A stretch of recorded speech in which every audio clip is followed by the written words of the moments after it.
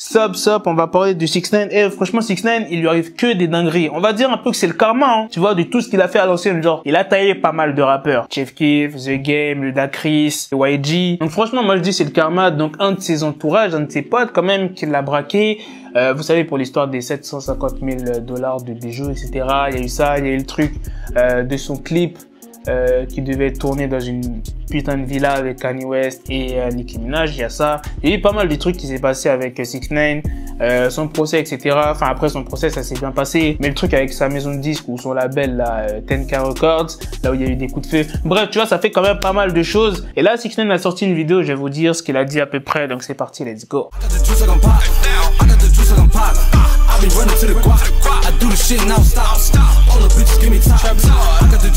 Donc on m'a envoyé une vidéo de 6ix9ine, je sais pas si c'était une vidéo ou bien un live, mais 6ix9ine parle comme quoi que ouais, il a annulé sa tournée en Amérique. Plus précisément à Houston et au Texas. Mais le plus important dans cette vidéo, c'est qu'il dit qu'il a viré toute son équipe, ça veut dire qu'il a plus de manager, de booker. Il dit aussi, je m'en fous de savoir avec qui tu m'as vu, mais je ne traîne plus avec ces personnes-là. Et à la fin de la vidéo, il dit comme quoi que son album sort le 23 novembre. Moi, je vais vous dire mon avis et dites-moi votre avis dans les commentaires. Donc, pourquoi 6ix9ine a fait cette putain de vidéo? Il dit comme quoi qu'il a viré tout le monde de son équipe, etc.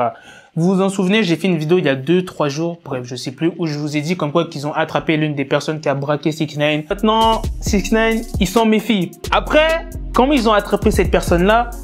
Ça, on n'en sait rien, tu vois. On sait pas si c'est 6ix9ine qui a snitch. En fait, je vais rester objectif et je vais vous dire ce que j'en pense vraiment de 6ix9ine. 6ix9ine, c'est pas un gars genre, j'écoute de ouf ses sons. Genre, j'ai écouté son album, mais voilà, tu vois, c'est pas un artiste que voilà, tu vois, j'ai kiffé ses sons, j'ai passé en boucle et tout, tu vois, non. Mais après, je kiffe ce qu'il fait, tu vois, sa personnalité, comment il fait parler de lui, tu vois, en clashant pas mal de personnes et qu'il lui arrive rien du tout. C'est franchement fort ce qu'il fait, tu vois. Il y a pas beaucoup de rappeurs qui font ça. Donc voilà, en gros, c'est ça que je pense de 6ix9ine et il a bien fait de virer toute son équipe, comme il dit, parce qu'on sait jamais ce qui peut arriver, vous savez. Genre, quand vous êtes riche, quand vous avez plusieurs chaînes qui coûtent très cher, je pense qu'il a une belle baraque, etc., une belle voiture et tout. Attends, pour que tu comprennes mieux, je vais me mettre dans la situation de 6ix9ine. Par exemple, moi, je suis 6ix9ine, tu vois.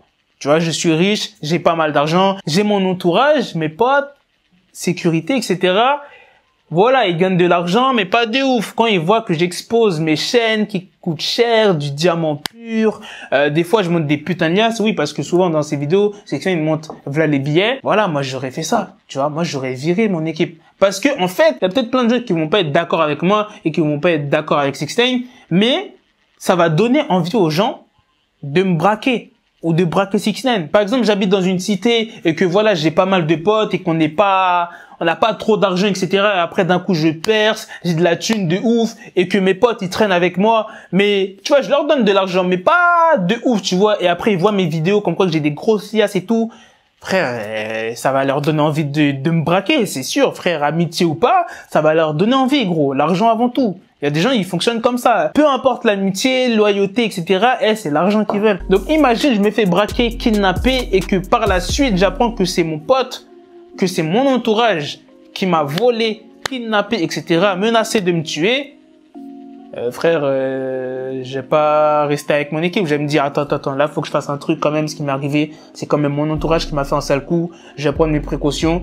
Je vais faire le tri, tu vois, dans mon entourage. Je vais virer ceux que je dois pas garder et garder les vrais. T'as capté? Après, 6ix9ine, comme il dit dans sa vidéo, il a dit, il a viré tout le monde. Bon, ça, faut pas virer tout le monde non plus, tu vois. Faut que tu restes avec les vrais, tu vois, ceux qui te soutiennent vraiment. Après, c'est chaud à savoir qui sont les vrais et qui sont les faux, tu vois. Ça, c'est vraiment chaud à savoir.